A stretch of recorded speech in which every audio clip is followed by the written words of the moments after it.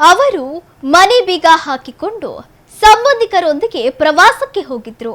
ಕಡಲ ಕಿನಾರೆಯಲ್ಲಿ ಎಂಜಾಯ್ ಮಾಡಲು ಹೋಗಿದ್ದ ಅವರಿಗೆ ಕೆಲಸದಾಕೆ ಫೋನ್ ಮಾಡಿ ಮನೆ ಕಳ್ಳತನವಾಗಿದೆ ಎಂದು ಹೇಳಿದ್ದು ಎಂಜಾಯ್ ಮಾಡಲು ಹೋಗಿದ್ದವರಿಗೆ ಬರಸಿಡಿಲು ಬಡಿದಂತಾಗಿದ್ದರೆ, ಇತ್ತ ಕಳ್ಳರು ಮನೆಯಲ್ಲಿದ್ದ 483 ಗ್ರಾಂ ಬಂಗಾರದ ಆಭರಣ ದೋಚಿಕೊಂಡು ಪರಾರಿಯಾಗಿದ್ದಾರೆ.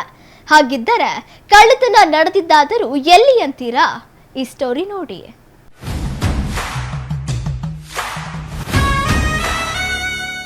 ಪ್ರವಾಸಕ್ಕೆಂದು ಹೋಗಿದ್ದವರಿಗೆ ಶಾಕ್ ನೀಡಿದ ಕಳ್ಳರು.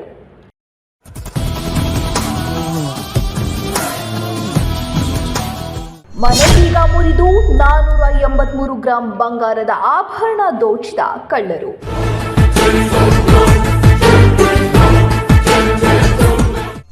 ಹರಿಹರದ ಅಮರಾವತಿ ಕಾಲೋನಿಯಲ್ಲಿ ಘಟನೆ.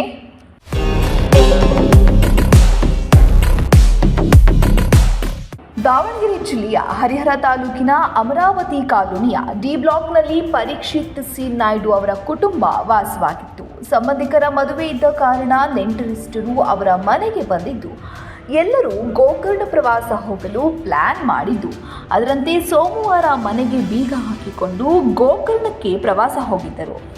ಮನೆಯಲ್ಲಿ ಯಾರೂ ಇಲ್ಲದೆ ಇರುವುದನ್ನು ಗಮನಿಸಿದ ಕಳ್ಳರು ಮನೆಯ ಬಾಗಿಲು ಮುರಿದು ಒಳಗೆ ಬಂದಿದ್ದಾರೆ. ಅಷ್ಟೇ ಅಲ್ಲದೆ ಮನೆಯಲ್ಲಿದ್ದ ಬೀರುವಿನ ಬೀಗ ತೆಗೆದು ಅದರಲ್ಲಿ ಸುಮಾರು 483 ಗ್ರಾಂ ಬಂಗಾರ ಆಭರಣ ಹಾಗೂ 10,000 ನಗದು ದೋಚಿಕೊಂಡು ಪರಾರಿಯಾಗಿದ್ದಾರೆ. ಇತ್ತ ಮನೆ ಕೆಲಸದಾಕೆ ಫೋನ್ ಮಾಡಿ ಮನೆ ಕಳ್ಳತನವಾಗಿರುವ ಬಗ್ಗೆ ಮಾಹಿತಿ ನೀಡಿದ್ದಾಳೆ. ವಿಷಯ ತಿಳಿದ ಕೂಡಲೇ ಗೋಕರ್ಣದಿಂದ ಆಗಮಿಸಿದ ಪರೀಕ್ಷಿತ್ ಸಿ ನಾಯ್ಡು ಕುಟುಂಬಸ್ಥರು ಹರಿಹರ ಗ್ರಾಮಾಂತರ ಠಾಣೆಗೆ ದೂರು ನೀಡಿದ್ದು, ಆರೋಪಿಗಳನ್ನು ಪತ್ತೆ ಮಾಡುವಂತೆ ಮನವಿ ಮಾಡಿದ್ದಾರೆ. ನಾವು ಗೋಕರ್ಣಕ್ಕೆ ಹೋಗಿದ್ವಿ. ನಮ್ಮ ನೆಂಟರೆಲ್ಲ ಬಂದಿದ್ರು, ಮದುವೆ ಇತ್ತು. ಮದುವೆಗೋಸ್ಕರ ನೆಂಟರೆಲ್ಲ ಮನೆಗೆ ಬಂದಿದ್ರು. ಅದಕ್ಕೆ ನಾವು ಅವರೆಲ್ಲ ಬಂದಿದಾರಲ್ಲ ಅಂತ ಅವ್ರು ಹಾಗೆ ಒಂದು ಟ್ರಿಪ್ ಬೀಚ್ಗೆಲ್ಲ ಹೋಗಬೇಕು ಅಂತ ಹೇಳ್ಬಿಟ್ಟು ನಾವು ಗೋಕರ್ಣಕ್ಕೆ ಹೋಗಿದ್ವಿ.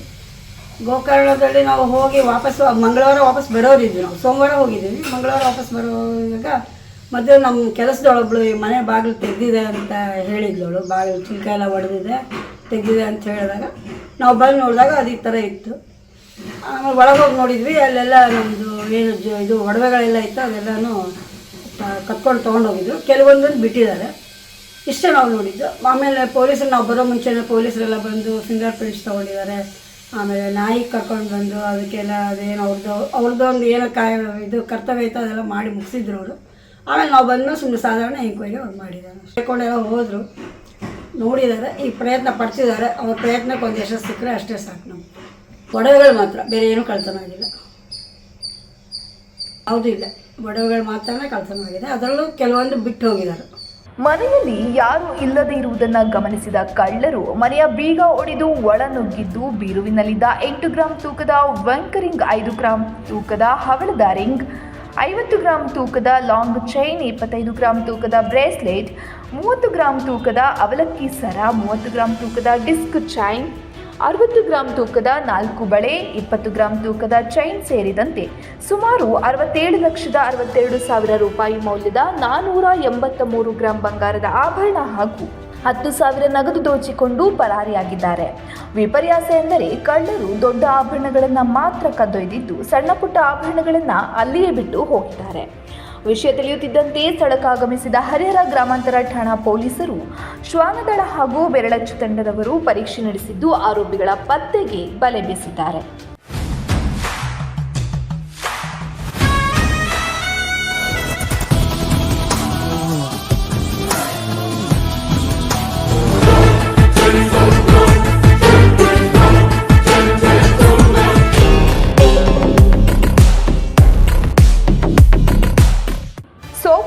ಪ್ರವಾಸಕ್ಕೆ ಹೋಗಿದ್ದ ಕುಟುಂಬ ಮಂಗಳವಾರ ವಾಪಸ್ಸು ಬರಬೇಕಿತ್ತು.